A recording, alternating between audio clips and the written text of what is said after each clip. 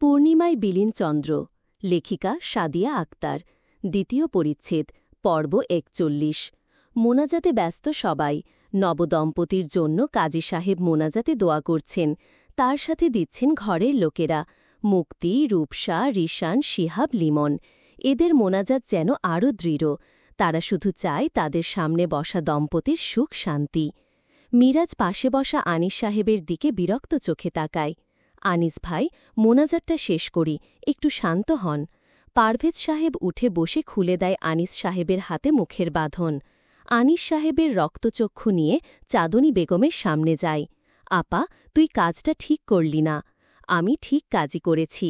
আমার কাছে আগে আমার সন্তান, তারপর বাকি কিছু। আনিস সাহেব চাঁদনী বেগমকে কিছু বলে না।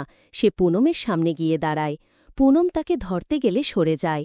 পুনম আহত চোখে আব্বুর দিকে তাকায়, অস্ফুট স্বরে বলল, আব্বু। আব্বু শুধু ডাকলেই হয় না, মানতেও হয়। মানো তুমি আমাকে আব্বু? ঠোঁট কামড়ে আবার কেটে দেয় পুনম। ঘন ঘন মাথা নেড়ে বলল, আব্বু, তুমিই তো আমার আব্বু। বলেই আনিস সাহেবকে ঝাপটে ধরে। আনিস সাহেব আজ কঠোর, ধরে না পুনমকে। শান্তস্বরে বলল, যার জন্য কিছুক্ষণ আগে আমার পায়ে ধরে কান্নাকাটি করেছ, তাকে জিজ্ঞাসা করো তো, সে কি তোমার জন্য এই এলাকা, এই পাওয়ার প্রতিপত্তি সব ছাড়তে পারবে নাকি?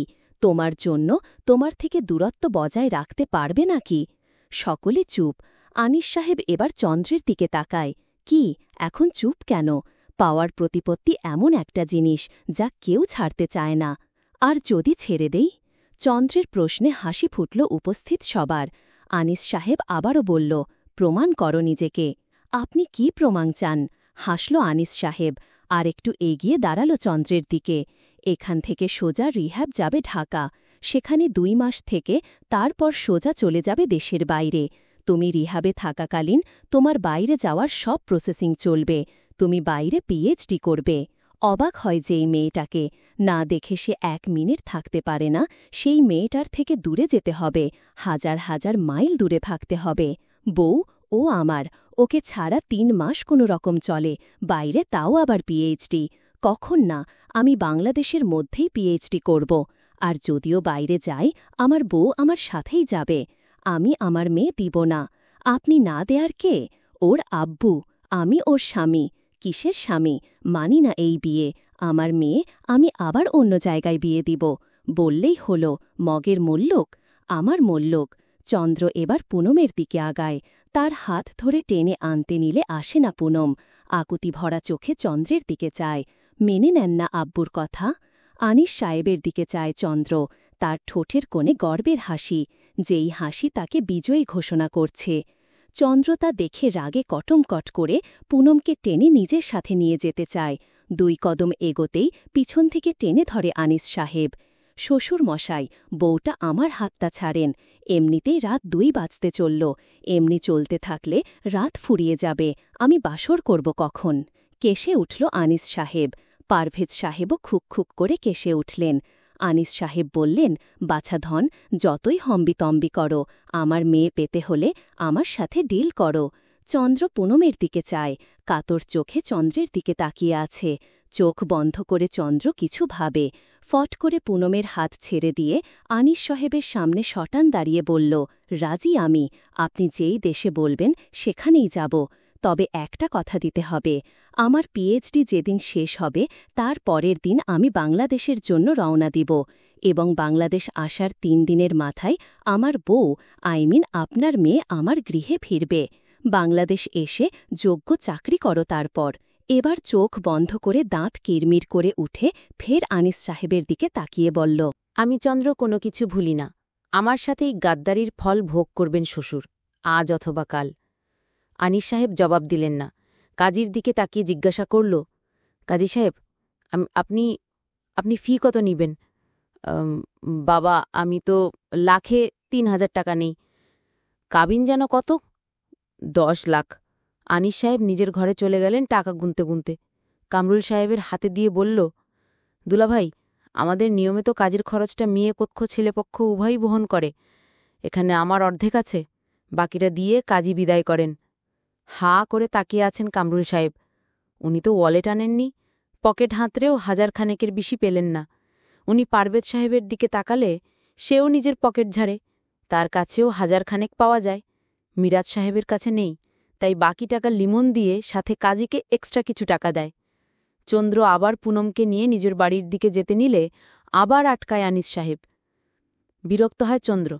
তা দেখে আনিস সাহেব মুচকি হেসে বলল, তা বাবা, মেয়ে তো আমার নিবা, এখন 10 লাখ টাকা হাজির করো, না হলে তুমি আমার মেয়ের হাতটাও ধরতে পারবা না। ভ্রু কুচকে যায় চন্দ্রের। যদিও তার কাছে 10 লাখ টাকার ব্যাপার না, তবে এখন সাথে টাকা নেই, আবার বইয়ের সান্নিধ্য একটু চাই। চন্দ্র গলা ঝেড়ে বলল, একটু কথা বলবো। সেটাও বাবা দেনমোহর পরিশোধের পর, ঠিক কি না কাজী সাহেব? ঠিক ঠিক ঠিক। কাজী সাহেব, আপনি টিকটিকি না যে ঠিক ঠিক বলতেই থাকবেন। চন্দ্র গম্ভীর কণ্ঠ শুনে কাজী সাহেব চুপ করে যায়। উপস্থিত সকলেই মিটিমিটি হাসতে থাকে। চন্দ্র সকলের দিকে তাকাতে সকলেও চুপ। চন্দ্র আনিস সাহেবের দিকে তাকিয়ে বলল, আজ পৌষ মাসটা আপনার আর সর্বনাশটা আমার, তবে পাশার চাল উল্টে যেতে বেশি দেরি নেই। একদিন পৌষ মাসটা আমার হবে, সর্বনাশটা আপনার হবে। আপনার এই হাত দিয়ে আপনার মেয়ের হাত আমার হাতে তুলে দিবেন। Let's see. চন্দ্র নববধূ জোহরার দিকে একবার তাকিয়ে হনহন পায়ে চলে যায়। সকলে স্বস্তির নিঃশ্বাস ছাড়ে। আনিস সাহেবকে পারভেজ সাহেব সহ 3 ভাই জড়িয়ে ধরে। ছাড় ছাড় গাদ্দার এক একটা, তোরা সবাই ষড়যন্ত্রী, সাথে আমার বোনটাও। তুই যদি আমার ছোট হয়ে জেদ দেখাতে পারিস, আমিও আমার বড় বোন হয়ে সেই জেদ ভাঙতে পারি। পুনম মাব্বুর পাশে দাঁড়ায়, কথা বলার সাহস পায় না।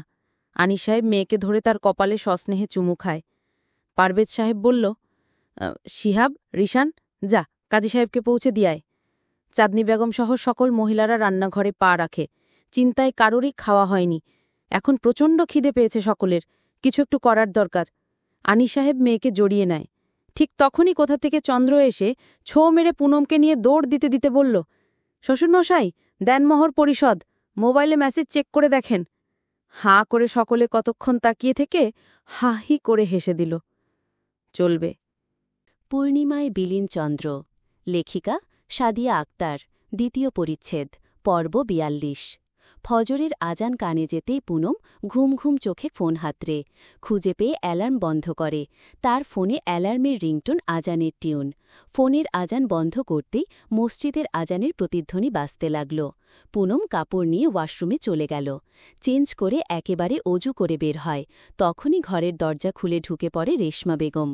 আনিস সাহেব উকি মারে, উঠে গেছেন আম্মা? হুঁ আব্বু, মসজিদে যাবে? না, আজ ঘরেই নামাজ পড়ব। তোমার আম্মুর সাথে একসাথে নামাজ পড়ে, তাকে তোমার আম্মুকে কিছু নেক প্রদান করি। রেশমা কটমট চোখে চাইল আনিস সাহেবের দিকে। পুনম ফিক করে হেসে দিল। তখন পরশ এসে বলল, গল্প রাখো, নামাজ শেষ করো, দ্রুত ঘুমাও। উহু, আজ ঘুম হবে না, অনেক দিন হলো ফজরের পরে হাঁটতে বের হই না, হাঁটতে যাব। 3 জনই সম্মতি জানিয়ে যে যার ঘরে চলে যায়। পুনম নামাজে দাঁড়ায়, সালাম আদায় করে মুনাজাত ধরে। মুনাজাত বেশ দীর্ঘ করে, অশ্রু ঝরে, এটা নিত্যদিনের কাজ তার। ফজরের নামাজের মুনাজাতটা সে একটু দীর্ঘ করে। নামাজ শেষে ঘর থেকে বের হতেই বাবার কুরআন তেলাওয়াতের আওয়াজ শুনতে পায়। এটা সে ছোটবেলা থেকেই দেখে আসছে। যেদিন বাবার মন ভালো থাকে সেদিন সে তার আম্মুর সাথে নামাজ পড়ে তাকে কুরআন তেলাওয়াত করে শোনায়। পুনম বিড়বিড় করে দোয়া পড়তে পড়তে চায়ের পানি বসায়, ফের কৌটা থেকে বিস্কিট বের করে একটা প্লেটে নেয়। রেশমা বেগম ও আনিস সাহেবের জন্য আদা চা করে, পরশের জন্য দুধ চা করে। পরশটা ইদানিং চা খাওয়া কমিয়ে দিয়েছে। আগে প্রচুর খেত, আর সেই চা পুনমকে ঠান্ডা করে দিতে হতো। কিন্তু এখন ভাইটা বড় হয়েছে, 13 বছরের পরশটা আর নেই, সে এখন 16 বছরের, সামনেই এসএসসি দেবে। চায়ের কাপগুলো টেবিলে রাখে। পরশ ঘন দুধের চা দেখে খুশি হয়, আবার মালাইটা উপরে ছড়িয়ে দিয়েছে। পরশ বিস্কিট ডুবিয়ে খেল চা দিয়ে। ওর টোস্টের সাথে চায়ের কম্বিনেশনটা বেশ লাগে, তবে পুনম খায় দুধ চিনি দিয়ে। চা খেয়ে 4 জন হাঁটতে বের হয়। তখনও চারিদিকে বেশ অন্ধকার, বোঝা যাচ্ছে আকাশটা মেঘলা, বৃষ্টি হবে হবে ভাব। পুনম হাঁটতে হাঁটতে পাশের টং দোকানের দিকে তাকায়। এই দোকানে আগে তারা প্রায়ই চা খেত। পরশ পূর্বকে সে চা ঠান্ডা করে দিত। সবাই কত আনন্দ করে সকালে হাঁটতে বের হতো। এখন সেগুলো ফিকে লাগে, যে যার জীবনে এগিয়ে গিয়েছে। আচ্ছা, লোকটা কি এখনও পুনমকে মনে রেখেছে নাকি ভুলে গেছে? নিশ্চিত ভুলে গেছে, না হলে ৩টা বছর ধরে একটা খোঁজ পর্যন্ত নেই তার। মানল সে চাপে পড়ে দূরে সরেছে, তাই বলে একদিনের বিয়ে করা নববধূ রেখে সেই যে গেল আর এলো না, খোঁজও করল না। আনিস সাহেব মেয়ের দিকে তাকায়। সেই অষ্টাদশী পুনম কি এখন নেই, সে এখন ২১ বছর বয়সী পরিপূর্ণ যুবতী। মেয়ে ইদানিং একটু বেশি উদাস থাকে। আনিস সাহেব জানে কেন, তবে তারও কিছু করার নেই। দীর্ঘশ্বাস ছাড়ল আনিস সাহেব।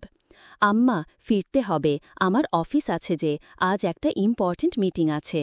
পুনম সম্মতি জানালে ফিরে যায় তারা। সকলের নাশতার প্রিপারেশনে লেগে যায় রেশমা বেগম। ততক্ষণে বাধা বুয়া জেগে উঠেছে। মহিলাটির কেউ নেই, স্বামী তাকে গ্রামে রেখে শহরে এসে আরেকজনকে বিয়ে করে রেখেছে। একদিন স্বামীর খোঁজে এসে তার দ্বিতীয় বিয়ের খবর পায়। এরপর ১ মিনিটের জন্য তার সংসারে থাকেনি। তার কথা, মানুষ সবের ভাগ দিতে পারে, স্বামীর ভাগ দিতে পারে না। এরপর ভবঘুরো হয়ে কতদিন ফুটপাথে ঘুমাত। তারপর একদিন আনিস সাহেবের কাছে নিয়ে আসে তার ছুটা বুয়াটা।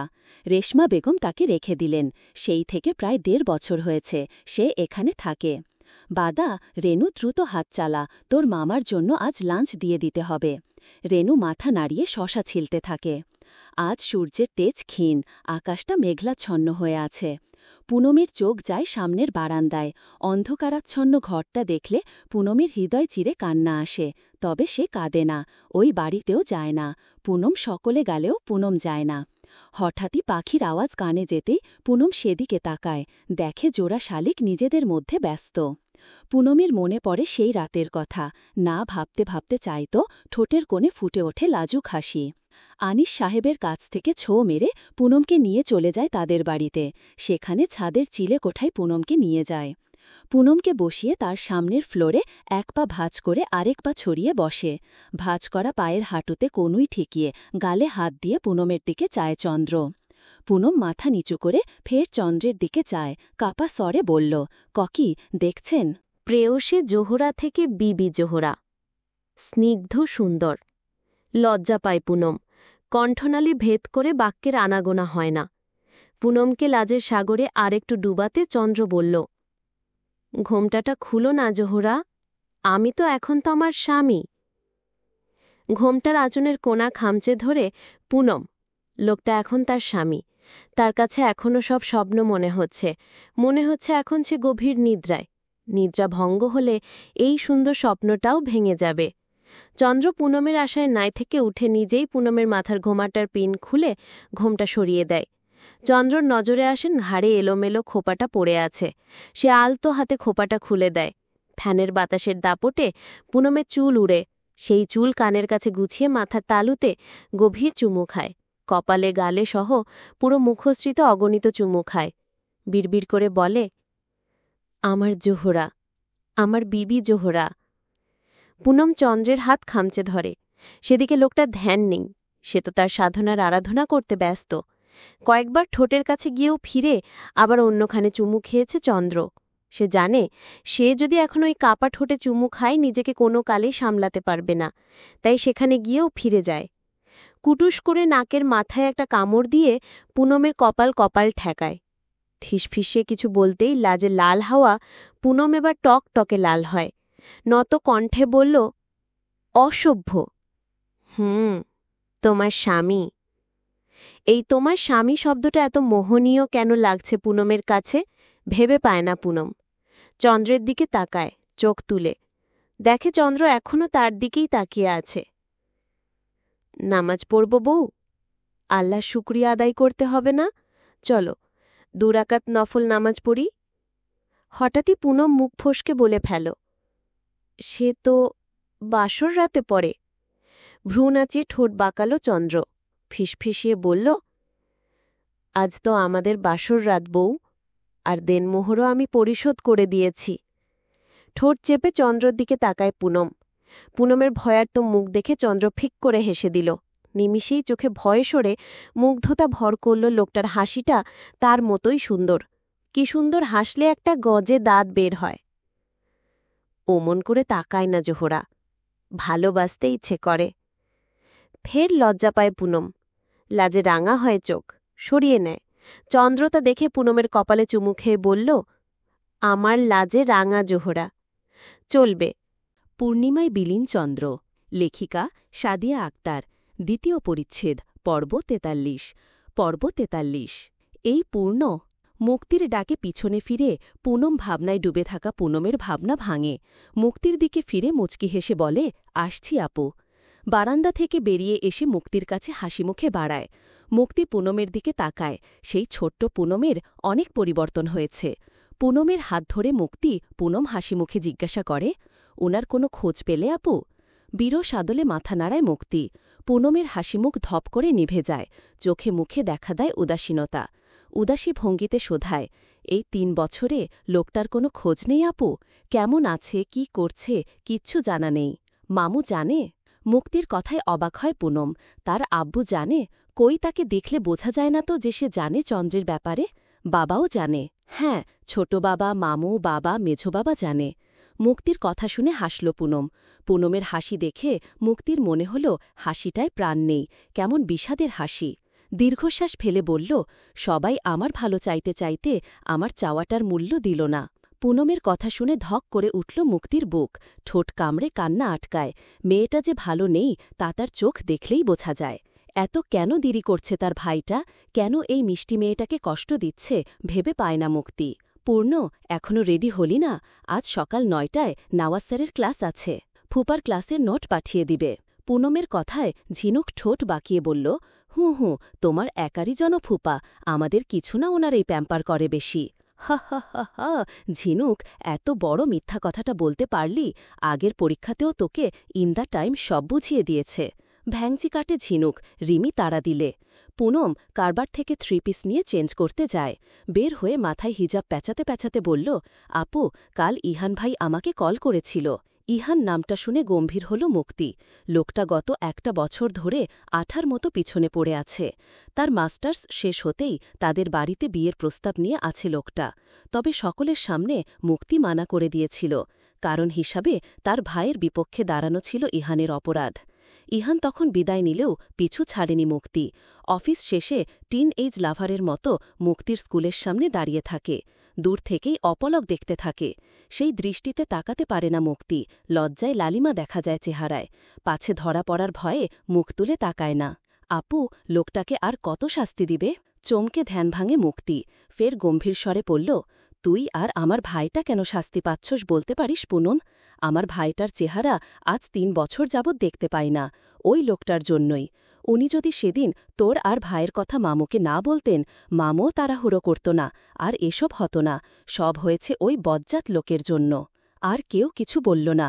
মুক্তি নিজেকে সামলে আবার বলল, আমি যাই, ক্লাস আছে, তোরা সামলে যাস। 3 বোন বের হয় ভার্সিটির উদ্দেশ্যে। জাহাঙ্গীরনগর বিশ্ববিদ্যালয়ের জুলজি ডিপার্টমেন্টে পড়ছে 4 জন। এর মধ্যে নয়ন চলে গেছে মেডিকেল সেক্টরে। মিহি ওদের সাথেই আছে। ভবনের সামনে আসতেই মিহিকে দেখতে পেল। তার সাথে কথা বলে 4 জন ভিতরে ঢুকতেই রিশান এসে দাঁড়ায়। পুনমকে হাসিমুখে জিজ্ঞাসা করে, সকালে খেয়ে এসেছিস?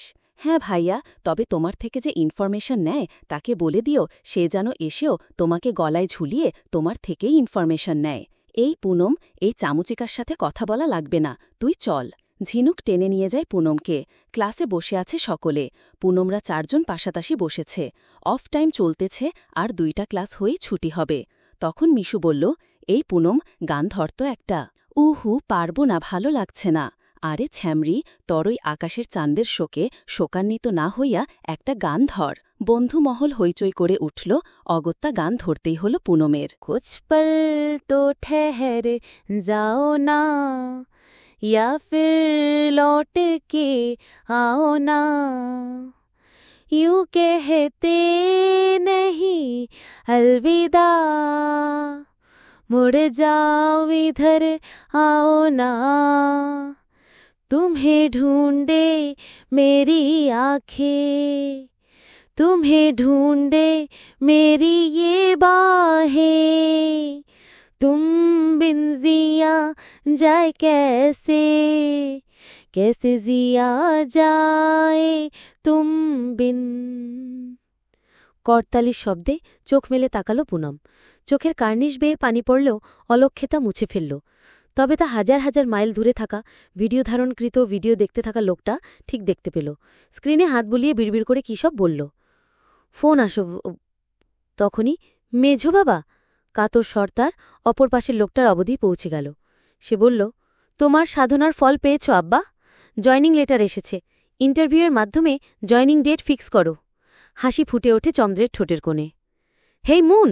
কারো ডাকেই সেদিকে তাকায় চন্দ্র। এলিনা নামক বিদেশিনীকে দেখে বিরক্ত হয় চন্দ্র। যা চোখে মুখে স্পষ্ট, যা ওই বিদেশিনীর চোখ এড়াল না। তবুও নির্লজ্জের মতো চন্দ্রের পাশে দাঁড়ায়। হাসি মুখে বলে, you not ready yet? Will be late for the farewell party?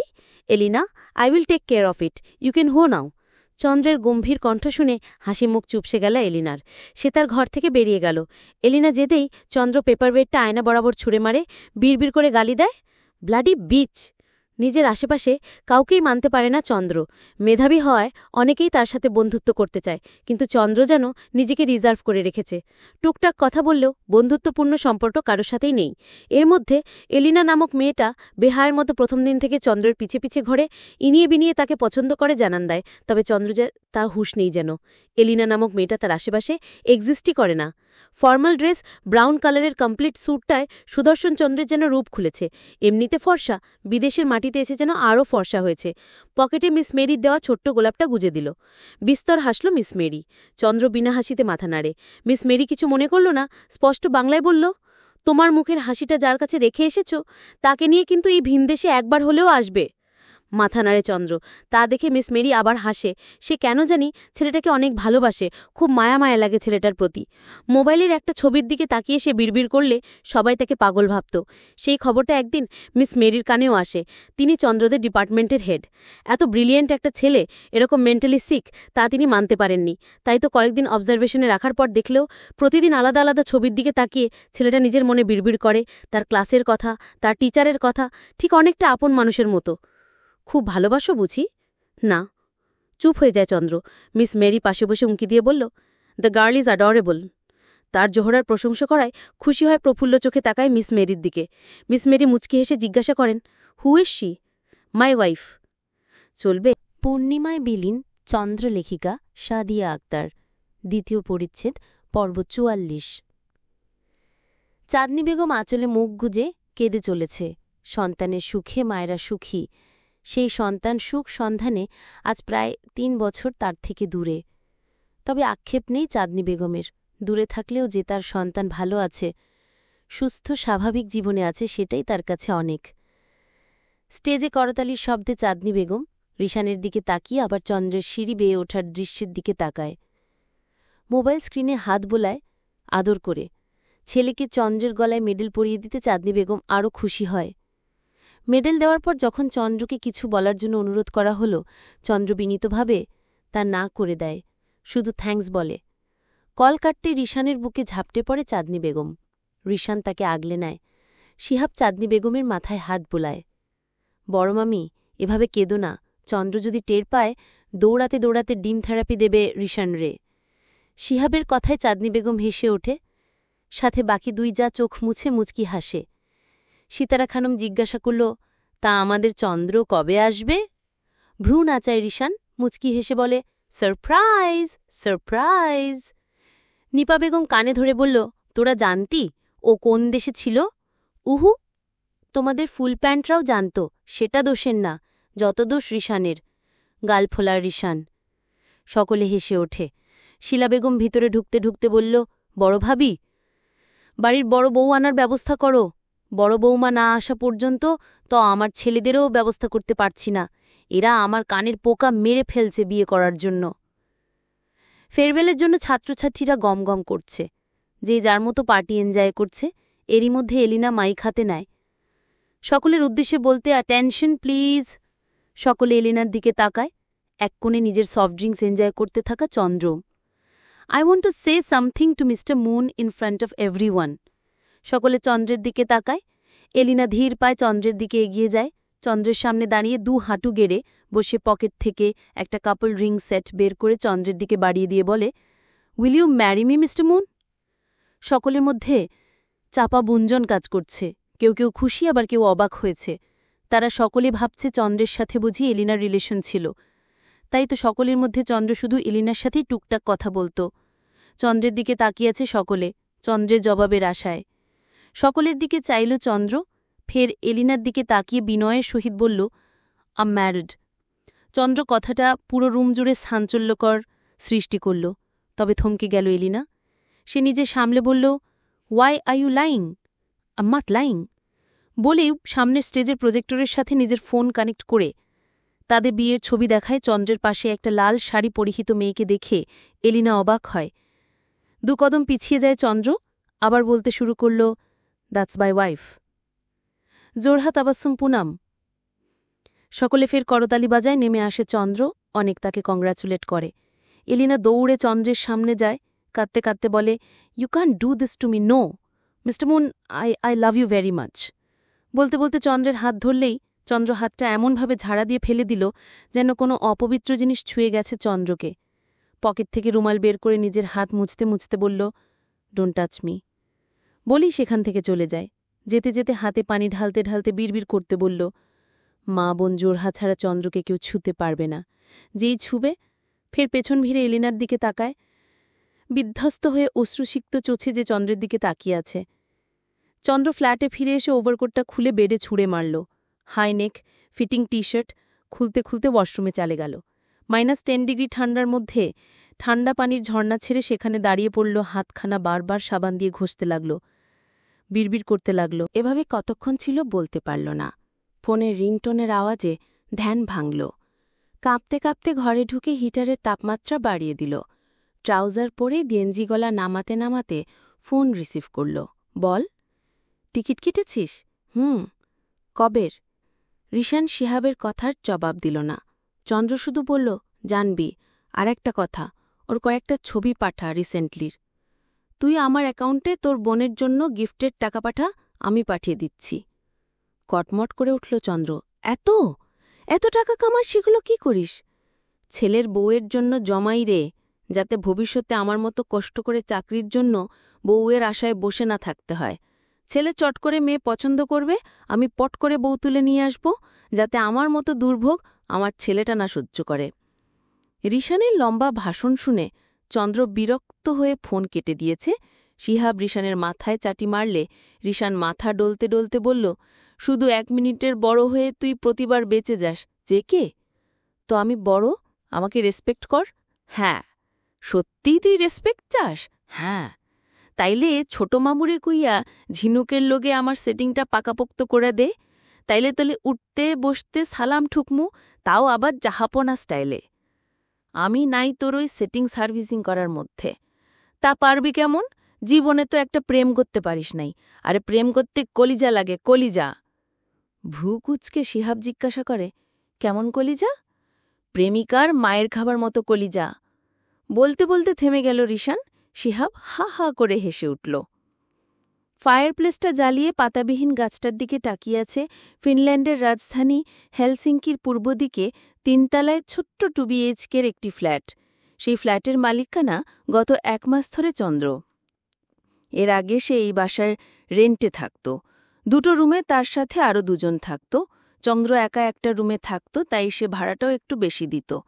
পরে আস্তে আস্তে টাকা জমিয়ে এই ফ্ল্যাটটা সে কিনে নেয়। তার ইচ্ছা বিয়ের পরে পুনমকে নিয়ে এখানে আসার। চন্দ্র এখানে গেস্ট টিচারের অফার পেয়েছে, সেটা আপাতত স্থগিত রেখেছে। তবে বাংলাদেশে গিয়ে আগে অফিসে জয়েন করতে হবে। জয়েন করেই তার বধুয়া তার জোহরাকে ঘরে তুলবে একদিনও। দেরি চলবে না, এরপরেই শ্বশুরকে একটা শিক্ষা দেবে সে। শ্বশুরমশাইকে বুঝিয়ে দিতে হবে চন্দ্রের সাথে পাঙ্গা নেয়ার ফলাফল। চন্দ্র মোবাইলের ডিসপ্লেতে তাকায়, পুনমের কালকের একটা ছবি। ক্লাসে বসে মেয়েটা নোট লিখতে ব্যস্ত। হিজাবের একটা অংশ ঝুলে সামনে এসে পড়েছে। চোখ কালোরঙা, গোল চশমা। বেশ মানিয়েছে গোল গোল মুখখানায় গেল চশমা। চন্দ্র হাসে, বিড়বিড় করে কত কিছু বলে, তার ইয়াত্তা নেই। চন্দ্র হাসে ঠোঁট কামড়ে। কেউ আশেপাশে না থাকলেও শুধু জোহরার কথা ভাবলেই চন্দ্রের ঠোঁটের কোণে হাসি ফুটে ওঠে। সহে না যত না, কি করি বলো না, যতনে রেখেছি তোমাকে কত না। চলবে। #পূর্ণিমায় বিলীন চন্দ্র, লেখিকা সাদিয়া আক্তার। #দ্বিতীয় পরিচ্ছেদ, পর্ব 45। হিজাবের লাস্ট পিন দিতে দিতে ঝিনু কৃমি বাইরে থেকে চেঁচিয়ে ডাকল, সেটা শুনে দৌড়ে বারান্দায় গিয়ে তাদের বলল, আসছি। ব্যাগ নিয়ে ঘরের থেকে বের হতে নিলে রেশমা বেগম পিছন পিছন দৌড় দেয়। জ্যান পাউরুটি মুখে ঢুকিয়ে দিয়ে হাতে টিফিন বক্স দিয়ে বলল, গাজরের হালুয়া আছে, সকলে মিলে খাবি। রেশমা বেগমের গালে চুমু দিয়ে রিমি ঝিনুক সম্মতি জানায়। তিনজন চলে যেতেই রেশমা বেগম হেসে বাসায় ঢোকে। ছেলেটা বাসায় নেই। পূর্ব পরশ এরা দুই ভাই ক্যাডেটে ভর্তি হয়েছে, সেখানেই থাকে।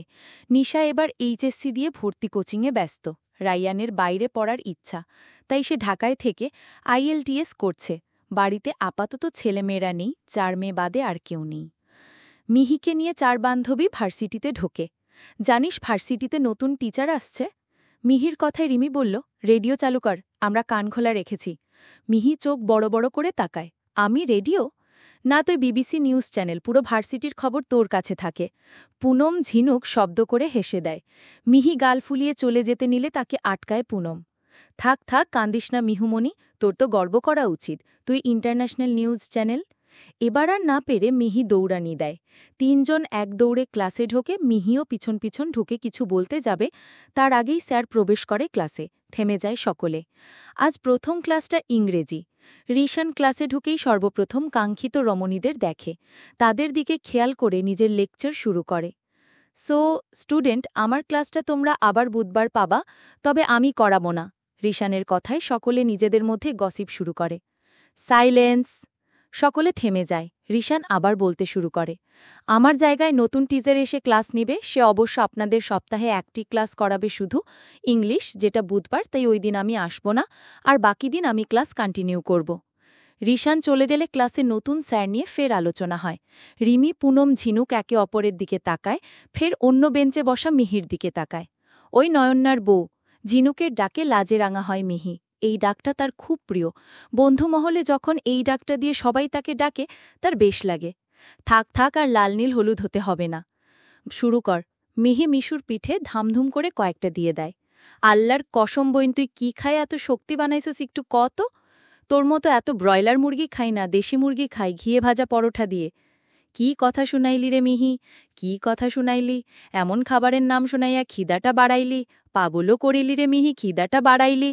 মিশুর গান শুনে ব্যাগ থেকে বক্স বের করে পুনম মিশুর সামনে রেখে বলল, খাওয়া শুরু কর, তোর মতো পেটুক ছেলে আমি আজ পর্যন্ত দেখিনি। বক্স খুলে হালুয়া মুখে দিতে দিতে মিশু বলল, বুঝলি পুনম, তোদের বাড়িতে সম্বন্ধ করতে হইব, যাতে প্রতিদিন এমন সুস্বাদু খাবার পাওয়া যায়। ফের ভাবুক স্বরে বলল, পুনম আর ঝিনুক তো বুকড। রিমির দিকে তাকিয়ে 1 চামচ হালুয়া ওর মুখের দিকে এগিয়ে বলল, তুই রাজি হয়ে যা। রিমি এবার গদাম গদাম করে কয়েকটা দিতেই মিশু পিঠ বাঁকিয়ে বলল, কসম মাইরি, বিয়ের পর চুম্মা দিয়া সকল কিলের বদলা নিমু। রিমির দাঁত চেপে কটমট করে তাকাতেই মিশু মুখ লুকায়। বাকি 3 জন হেসে ওঠে। ক্লাস শেষে বেরিয়েছে মুক্তির সাথে কলিগ দিগন্ত। তার সাথে কথা বলতে বলতে বের হয়। স্কুলের গেটের বাইরে আসতেই দিগন্ত সামনের দিকে ইশারা করল। মুক্তি দিগন্তের ইশারা অনুযায়ী তাকায়। তৎক্ষণাৎ দিগন্তের দিকে ফিরে বলল, দিগন্ত ভাই হাসি হাসি মুখ করে কথা বলেন। দিগন্ত হাসিটা আরও বিস্তৃত করল। হাসতে হাসতেই বলল, তোমার সামনের লোকটা আমাকে চিবিয়ে খাবে। খাবে না, সে প্রিমিয়াম ভদ্রলোক, প্রিমিয়াম ভদ্রলোক। বলেই আবার ইহানের দিকে তাকাতে নিলে মুক্তি হাতে চিমটি কেটে তাকে আটকায়। দিগন্ত ভ্রু কুচকে তার দিকে তাকাতে মুক্তি বলল, স্মাইল। অনেকক্ষণ ধরে ইহান মুক্তিকে লক্ষ্য করেছে, লোকটার সাথে হাসাহাসি করতেও দেখেছে, তবু সে কিছু বলেনি। কারণ একজন কলিগ আরেকজন কলিগের সাথে হাসাহাসি করতেই পারে, তাই বলে তার হাত ধরতে হবে না, আর পারা যাচ্ছে না। গটগট পায়ে সামনে দাঁড়ায় ইহান, দিগন্তের দিকে ভ্রু কুচকে তাকিয়ে বলল, আপনার সাথে কথা আছে মুক্তি। মুক্তি ভাবলে শুনহভাবে দিগন্তের দিকে তাকিয়ে বলল, বাকি কথা ফোনে হবে, রাতে ফোন দিয়েন কিন্তু। দিগন্ত ইহানের দিকে আর চোখে তাকিয়ে মাথা নাড়িয়ে চলে গেল। মুক্তি ইহানকে সাইড কাটিয়ে চলে যেতে নিলে ইহান হাত ধরে আটকায়। মুক্তির রক্তক্ষ চক্ষু নিয়ে তাকায়। ইহান হাত ছেড়ে দেয়। মুক্তির সামনে এগোতে ইহান দৌড়ে তার পাশে হাঁটে। একটু আস্তে হাঁটুন মুক্তি, আমার বাসায় কাজ আছে। বলেই এদিক ওদিক রিকশা খোঁজে। ইহান কাতস্বরে বলল, প্লিজ মুক্তি, 5 মিনিট কথা বলবো। মুক্তি ইহানের মুখের দিকে তাকায়, ফের আশেপাশে তাকিয়ে একটু গাছের ছায়ায় দাঁড়ায়। ইহান সম্মতি ভেবে তার পিছু নেয়। মুক্তির পাশে দাঁড়িয়ে বলল, আম 32। So what can I do? মুক্তির তেরা কথায় দীর্ঘশ্বাস ছাড়ে ইহান।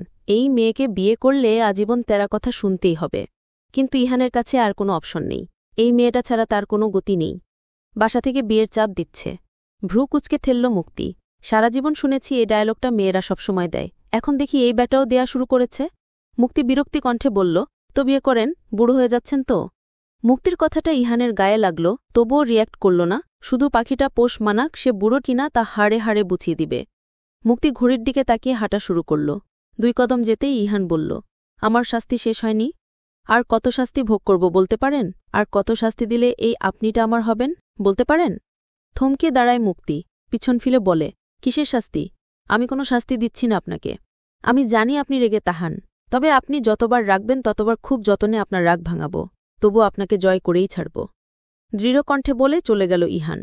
ইহানের যাওয়ার দিকে তাকিয়াছে মুক্তি। এতদিন পরিচয়ে আজ এই প্রথম মুক্তি ইহানের মধ্যে এমন জেদ, এমন দৃঢ়তা দেখল।